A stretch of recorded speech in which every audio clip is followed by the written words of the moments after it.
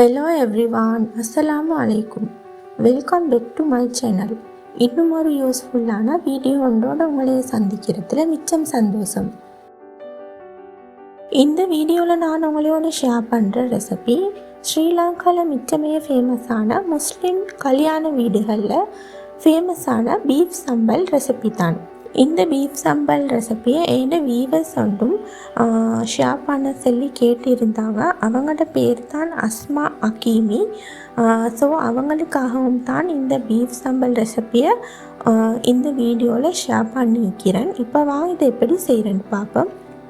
முதல் இந்த பீஃப் சம்பல் செய்கிறதுக்கு நான் போன்லெஸ் பீஃப் தான் எடுத்துக்கொண்டேன். இது ஒரு 450 கிராம் இல்லாட்டி ஒரு 500 கிராம்ஸ் மாதிரி தான் இருக்கும்.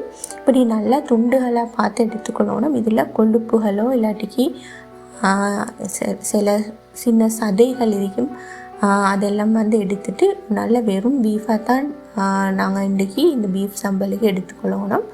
இதுக்கு இப்போ மஞ்சத்தூள் கொஞ்சமாக கொச்சிக்கத்தூளும் இந்த பீஃபுக்கு தேவையான உப்பையும் போட்டு இந்த பீஃப் வேகிறதுக்கு கொஞ்சம் தண்ணியும் ஊற்றி நான் ஒரு 2 விசில் மாதிரி இந்த பீஃபை வேக வச்சு எடுத்துக்கொண்டேன்.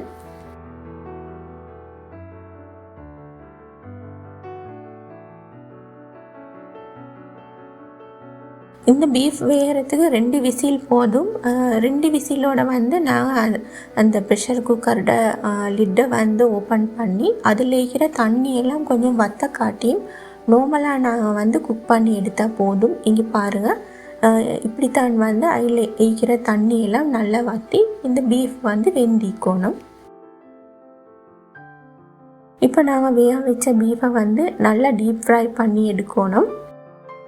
அதுக்கு ஒரு தாச்சியில் தேவையான அளவு ஆயில் ஆட் பண்ணி ஆயில் நல்லா சூடாகினதுக்கு பிறகு தான் நாங்கள் இந்த வேக வச்ச பீஃபை நல்ல ஒரு கோல்டன் ப்ரௌன் கலர் வர காட்டியும் ஃப்ரை பண்ணி எடுத்துக்கொள்ளணும்.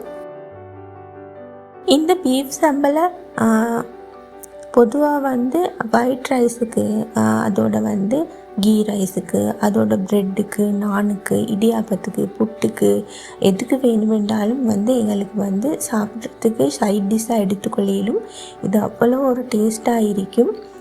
நீங்களும் ஒரு தடவை கட்டாயம் இந்த ரெசிபியை ட்ரை பண்ணி பாருங்கள்.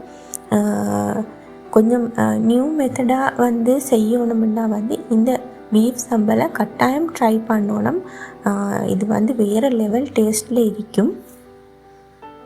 பாருங்கள், ஃப்ரை பண்ணி எடுத்த பீஃப் இப்படி நல்ல ஒரு கோல்டன் ப்ரௌன் கலருக்கு ஃப்ரை ஆகி வந்ததுக்கு போகிறோம். இதை பிளெண்டரில் போட்டு நல்லா கொஞ்சம் பிளெண்ட் பண்ணி எடுத்துக்கொள்ளணும். அந்த வீடியோவில் நான் காட்டுற மாதிரி.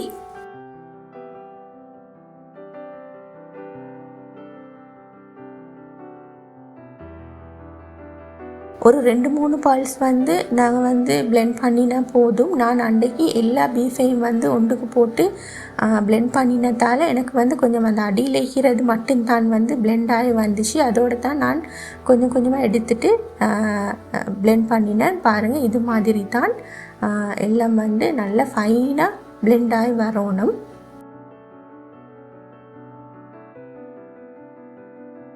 இப்போ இந்த பீஃப் சம்பலுக்கு தேவையான வெங்காயத்தையும் நான் வெட்டி வச்சு கொண்டேன். இது பொதுவாக மாசி சம்பலுக்கு வெட்டுற மாதிரியே தான் வெங்காயம்.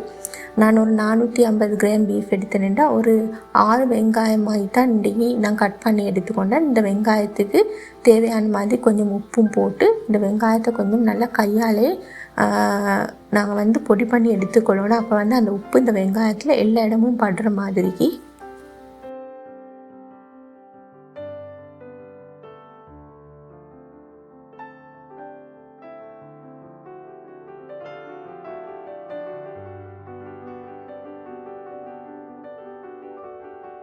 இப்போ திரும்ப ஒரு தாச்சியில் ஆயில் ஆட் பண்ணி இந்த வெங்காயத்தை மாசி சம்பலுக்கு எப்படி ஒரு கோல்டன் ப்ரௌன் கலருக்கு நாங்கள் ஃப்ரை பண்ணி எடுப்போமோ அதே மாதிரி ஒரு கோல்டன் ப்ரௌன் கலர் வர காட்டி இந்த வெங்காயத்தை நாங்கள் ஃப்ரை பண்ணி எடுக்கணும்.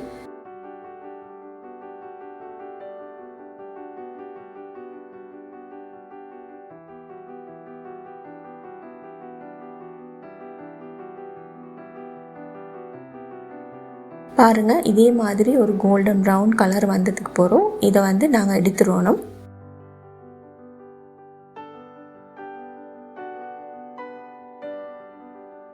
அடுத்தது ஒரு பேனில் நாங்கள் வந்து பீஃப் வந்து ஃப்ரை பண்ணின ஆயிலே தான் வந்து இதில் வந்து ஊற்றணும். ஒரு 3 டேபிள் ஸ்பூன் மாதிரி ஊற்றிட்டு அந்த ஆயில் கொஞ்சம் சூடாகணும். சூடாகினதுக்கு போகிறோம் நான் ஒரு 8 கார்லிக் மாதிரி இப்படி கொஞ்சம் நீட்டமாக கட் பண்ணி எட் பண்ணினேன். இந்த கார்லிக் வந்து இந்த ஆயிலே வந்து நல்லா கோல்டன் ப்ரௌன் கலர் வர காட்டி இதையும் ஃப்ரை பண்ணணும்.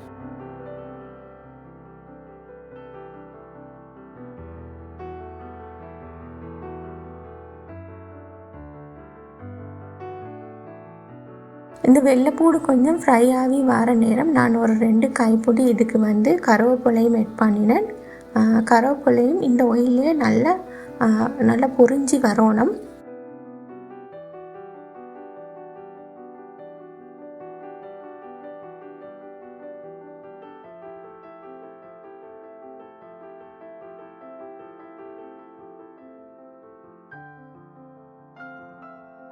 அதோட இந்த பீஃப் சம்பலுக்கு தேவையான நான் ஒரு டேபிள் ஸ்பூன் கட்டர் தூளும் எட் பண்ணினேன். நான் வந்து எனக்கு தேவையான மாதிரி உரப்புக்கு தான் வந்து இன்றைக்கி கட்டர் தூள் எட் பண்ணினேன். உங்களுக்கு கொஞ்சம் அந்த ஸ்பைசி லெவல் கூட ஒன்றுமுண்டா இன்னொரு 2 டேபிள் ஸ்பூன் மாதிரி உங்களுக்கு வந்து கட்டர் தூள் எட் பண்ணி கொள்ளையிலும். கட்டர் தூளையும் எட் பண்ணினதுக்கு போகிறோம். அந்த கட்டர் தூள் அதோட வந்து கார்லிக் நாங்கள் போட்ட கருவேப்பிலையெல்லாம் இந்த ஆயிலே நல்லா கொஞ்சம் ஃப்ரை பண்ண விடணும். இப்போ அதெல்லாம் கொஞ்சம் ஃப்ரை ஆகி வந்ததுக்கு போகிறோம் நாங்கள் வந்து பிளெண்ட் பண்ணி வச்ச பீஃபையும் வந்து இதில் போட்டுட்டு அதோட ஃப்ரை பண்ணி வச்ச வெங்காயத்தையும் இதில் போட்டு கொஞ்சம் ஒரு 5 நிமிஷம் மாதிரி அந்த எண்ணெயிலே வந்து இதை வதங்க விடணும். நாங்கள் பீஃபையும் வெங்காயத்தையும் போட்டதுக்கு போகிறோம் கொஞ்சம் நல்லா மிக்ஸ் பண்ணி கொள்ளணும். அப்போ தான் இதெல்லாம் நல்லா உண்டா கலந்த மாதிரி வரும்.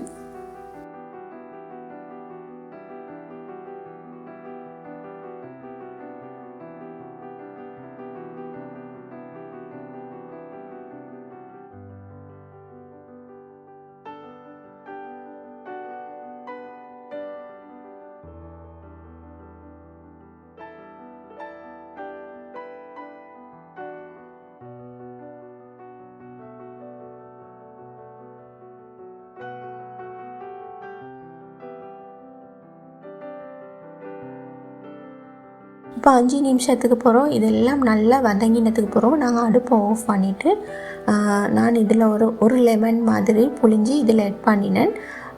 லெமனை வந்து இதில் எட் பண்ணுற நேரம் வந்து கட்டாயம் அடுப்பை ஆஃப் பண்ணிடணும். அப்போ தான் நல்லா லெமனையும் ஊற்றிட்டு வந்து இதை நல்ல ஒரு மிக்ஸ் வந்து கொடுக்கணும். அந்த லெமன் வந்து இந்த பீஃப் சம்பல் எல்லா இடத்துக்கும் படுற மாதிரி.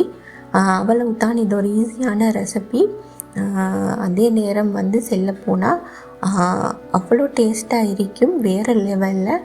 இது வந்து கீ ரைஸுக்கு இல்லாட்டி நான் நேரத்தோடைய சென்ன மாதிரி நார்மல் ரைஸ் இல்லாட்டி நான் ரொட்டி இடியாப்பம் புட்டு இது எல்லாத்துக்குமே ஒரு சூப்பரான கம்பினேஷனாக தான் இருக்கும். ஒரு சைட் டிஷ்ஷுக்கு வந்து ஒரு வேறு லெவல் அப்படின்ட்டு தான் நான் சொல்லுவேன். இந்த ரெசிபியை நீங்கள் கட்டாயம் ட்ரை பண்ணி பார்த்துட்டு உங்களோட ஃபீட்பேக்கை சொல்லுங்கள்.